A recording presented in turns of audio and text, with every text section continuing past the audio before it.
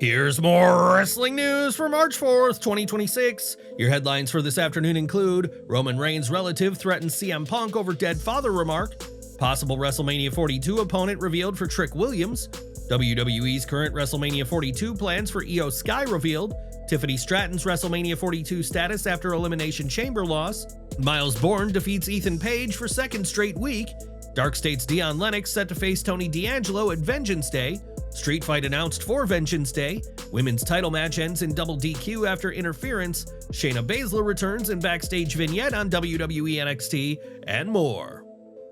Raw ended with a moment that instantly changed the tone of the WrestleMania 42 build.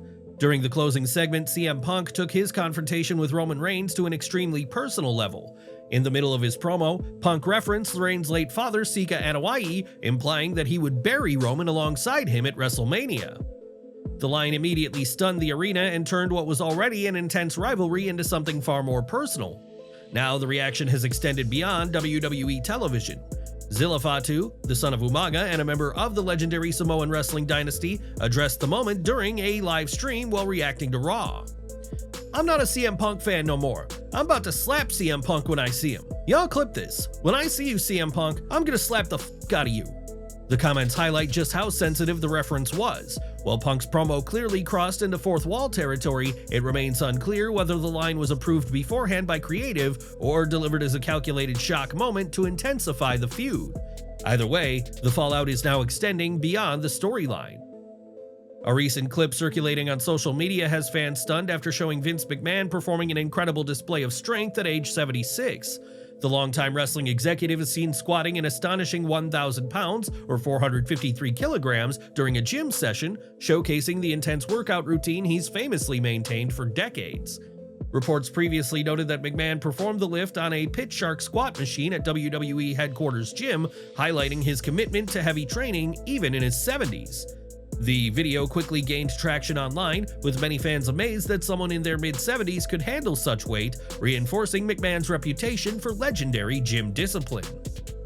During our 9 a.m. video, we reported that Sami Zayn could be heading toward a heel turn, and now a new update suggests that shift might lead directly to a WrestleMania showdown with a rising fan favorite. According to Body Slam, one SmackDown match currently being discussed internally is Trick Williams versus Sami Zayn for WrestleMania 42. Sources cited in the report say the idea has already been brought up in creative discussions. While nothing's been finalized yet, the match is said to be under serious consideration as WWE works to complete the remaining pieces of the WrestleMania card.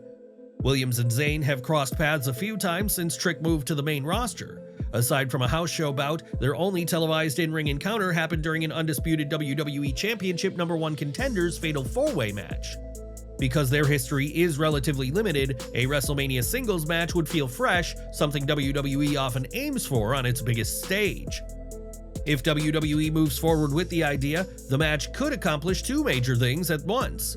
It would give Trick Williams a massive spotlight moment on the grandest stage of them all, while also serving as a potential turning point in Sami Zayn's character if the rumored heel shift happens. So the question now is simple: would you like to see Trick Williams versus Sami Zayn at WrestleMania 42, or should WWE take both stars in a different direction? Let us know your thoughts. Io Sky's path to WrestleMania 42 is becoming clearer, and it appears WWE is holding something major in reserve for her.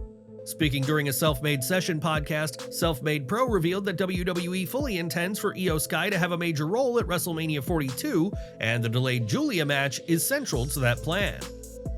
Io Sky. They postponed her match with Julia, which I was told was for creative reasons, so they're holding that off until WrestleMania. With regards to Io, she's going to be on Mania. If that plan holds, the matchup would carry historic significance. Despite both women building massive reputations in Japan before arriving in WWE, Io and Julia have never faced each other in singles competition. That alone gives the potential showdown major appeal. It also suggests that Io's recent separation from Rhea Ripley isn't leaving her without direction.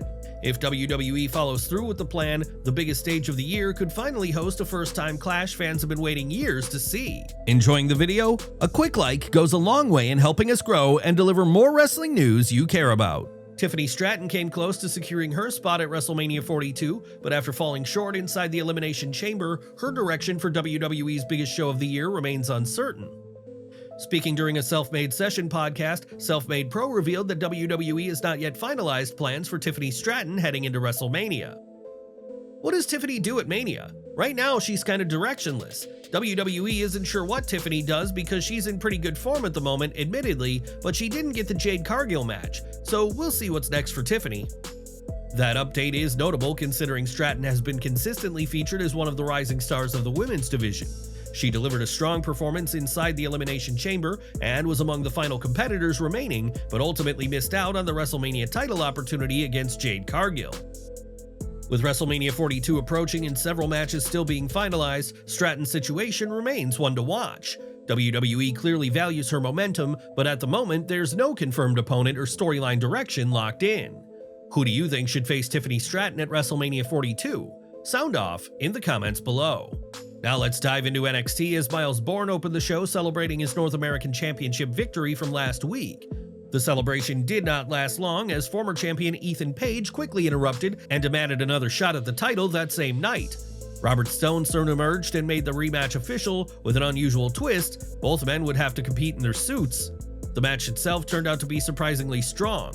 The story was not simply about Borne arriving as champion, but about proving he truly belongs in that role. Borne ultimately sealed the victory by smashing Ethan Page with his own shoe, once again showing he's willing to pull the trigger when necessary. As Vic Joseph pointed out on commentary, the symbolism was clear. Last week, Borne stripped Page of the North American Championship, and this week he stripped him of his chance to reclaim it, along with his dignity and even pieces of his clothing. Later in the show, Ricky Saints attempted to give a frustrated Page a pep talk. However, Page's reaction told its own story. When Saints spoke about becoming NXT champion, Page responded with a noticeable side-eye, hinting that he might now be considering the same move up the card. The main event segment featured the Ricky Saints experience, essentially a parody of Joe Hendry's concert-style entrances. The segment leaned heavily into mockery and was intentionally over the top. The payoff came when Hendry appeared to a loud reaction and took Saints out, setting up their confrontation at Vengeance Day. Vanity Project attempted to assist Saints, but Myles Borne ran back in to back up Hendry. The two champions stood tall together as the show closed, giving NXT a serviceable go-home moment heading into Vengeance Day. One of the most anticipated matches at this Saturday's Vengeance Day is the Women's North American Championship clash between Izzi Dame and Tatum Paxley. Ahead of the bout, the two sat down for a tense face-to-face segment under a strict no-contact clause, meaning if Tatum attacked Izzi, the match would be cancelled. Izzi spent the entire segment pushing Tatum's buttons, repeatedly trying to provoke a reaction. In the past, that likely would have worked. The old Tatum Paxley might have even broken down emotionally, especially when Izzi brought up painful memories and even claimed Tatum was the reason Lyra Valkyria abandoned her. But this time was different. Instead of losing control, Tatum showed a calm, calculated patience. The entire segment highlighted this evolved persona, what many are calling her final form. She remained composed while subtly getting inside Izzi's head, ultimately causing the champion to snap. Izzi completely lost her composure and destroyed Tatum's dollhouse in frustration. Normally that would have triggered an emotional response from Paxley. Instead, she stood still and watched, refusing to react. That restraint raises an interesting question. Is this truly the final evolution of Tatum Paxley, or is there still another layer waiting to emerge at Vengeance Day? Either way, the psychological battle heading into Saturday just became even more intriguing. In other matches, Wren Sinclair defeated Nikkita Lyons. Dion Lennox came to the ring with one clear goal: to call out Tony D'Angelo. The reason was simple: DarkState had begun to feel the pressure after becoming the Hunted. Earlier in the night, Osiris Griffin had been taken out backstage, with Tony D seemingly responsible for the attack. That brought Lennox to the ring looking for answers, and he got exactly what he wanted. Tony D'Angelo soon appeared, maintaining his usual stoic and calculated demeanor as he confronted Lennox face to face.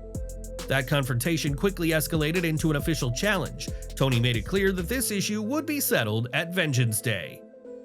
It's now set, Dion Lennox will go one-on-one with Tony D'Angelo this Saturday. Shiloh Hill picked up the win on Jackson Drake, securing the victory for his team alongside Hank and Tank as they defeated the three members of Vanity Project.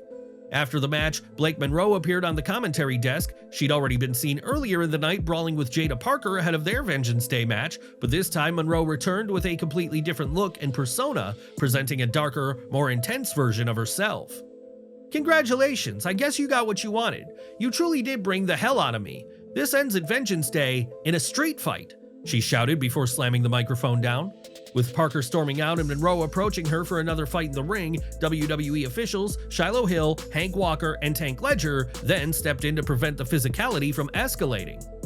Another moment during the match also caught attention. Keanu Carver confronted Booker T at the commentary desk, hinting at a possible connection between the two. Whether this could lead to Booker stepping into a managerial role for Carver remains to be seen. The NXT Women's Championship was on the line as Jacy Jayne defended her title against Zarya.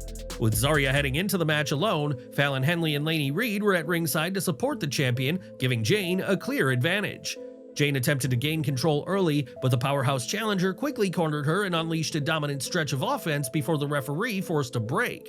The champion relied heavily on outside assistance and underhanded tactics to stay competitive, yet Zarya repeatedly fought back and regained momentum. Despite several back-and-forth moments, the direction of the match felt fairly predictable. With both competitors currently positioned as heels, the crowd struggled to rally behind either woman throughout the contest.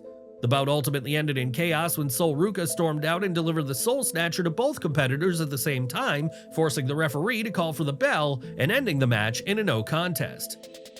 Shayna Baszler made a surprise appearance on NXT, featuring in a video package centered around Kalani Jordan as she prepared for her upcoming NXT Underground match against Lola Vice at Vengeance Day. With underground matches being Lola Vice's specialty, it made sense for Jordan to seek guidance from someone with real experience in that environment. Baszler, a former MMA fighter and submission specialist who has previously faced Vice in an underground match, stepped in to help Jordan train and prepare for the brutal stipulation. Later in the show, Lola Vice was seen speaking with a doctor who warned her that her hand injury was serious and advised her to take time off to recover. Vice refused. She insisted she would still compete at Vengeance Day and declared herself a reliable competitor who would not back down. To make matters more intense, Vice signed waivers releasing WWE and NXT from any liability regarding further damage to her injured hand. With that decision made, the Underground Clash now carries even higher stakes as the injury could easily become a target once the fight begins. That wraps up NXT for this week. How did you feel about the overall show? Which segment stood out the most and why? Sound off in the comments below. For all of our subscribers, don't miss the 9 a.m. Eastern video we dropped earlier today. Smash that bell icon and select all notifications so you're always in the loop.